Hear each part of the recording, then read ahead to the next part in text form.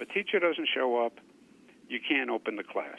If a parent doesn't send their child, there's no child to educate. And that is inarguable.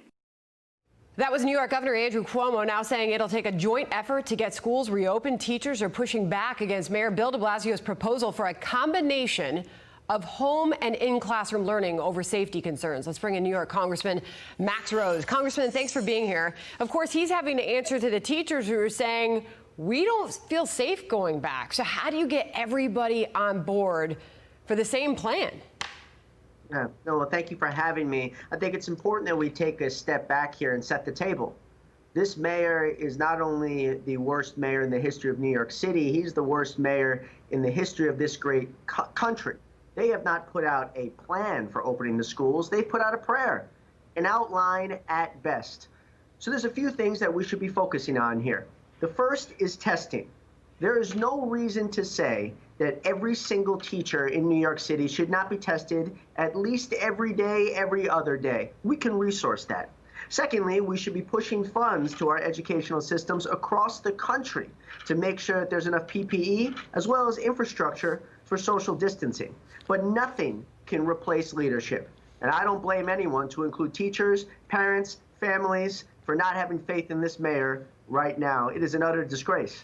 And of course, you are talking about his leadership at the local level here in New York City. But there are some who believe that there needs to be a clear plan from the top at the federal level. This is the National Review on the need for a national plan to reopen our schools. How Trump can help. It writes, while the federal government has no power to regulate when local school districts open and close, a national standard is needed. The national policy should define objective thresholds so parents and school districts can know when it is safe to reopen and when schools should remain closed. Such thresholds should be simple and predictable and should make clear that schools should reopen except where COVID-19 breakouts have become uncontrolled. So how much of the directive needs to come from the top? Yeah, you know, this has been this notion of national plan versus local plans. It's been unfortunately politicized. I could see how there would be a national CDC standard for when a school can be opened, but we also have local school districts, we have cities, we have states. It's one of the reasons why here I'm talking about the failed leadership of the mayor of New York City. But with that being said, though, at this point, we also have to note here that there is not really any capacity to do anything if we don't have federal resourcing of critical supplies.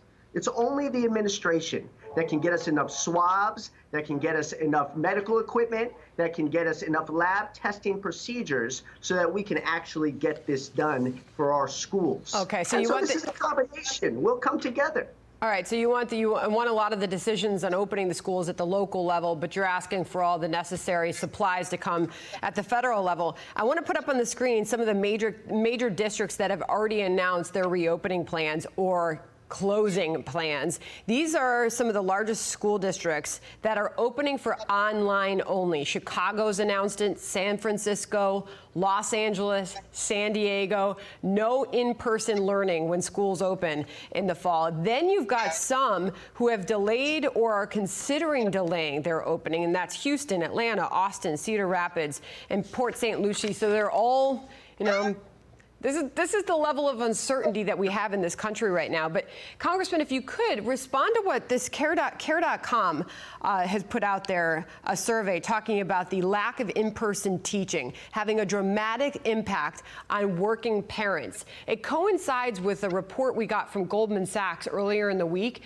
that said that many parents may have to stop working altogether if their kids aren't back in school, or they're in this hybrid model where they go some days and they don't go some days. How difficult is that going to be for parents to manage? Incredibly difficult. Incredibly. You know, this is an ecosystem, our economy. If parents can't safely send their children to school, many of them won't be able to go to work. Not everyone can remote work these days. So they're 100% right to point to this, which is why we need bold resourcing to our states and our cities so they can have enough testing and fund our schools enough to open them up safely. This is all so deeply interconnected that I'm happy to see you talking about it in that way. We want unemployment to go down. If we want our economy to rebound, we have to figure out a way to safely open up our schools. And I know everyone is on the same page there. Our teachers want to go back safely. They didn't sign up for this to stay at home. They just want to know that they're not going to be losing their lives. Sounds like you're putting a lot of emphasis on the supplies. You talk to people in the New York area, parents in the New York area. They just want a plan. They want to hear from the governor. In a lot of the superintendents say there's a lack of communication there. They've waited a long time. There's still a level of uncertainty that is difficult to deal with. Congressman, we appreciate the conversation. Thank you. Do you have a final thought? 100%. You're right. A plan, not a prayer. Thank you again. All right, Congressman, thank you. Max Rose.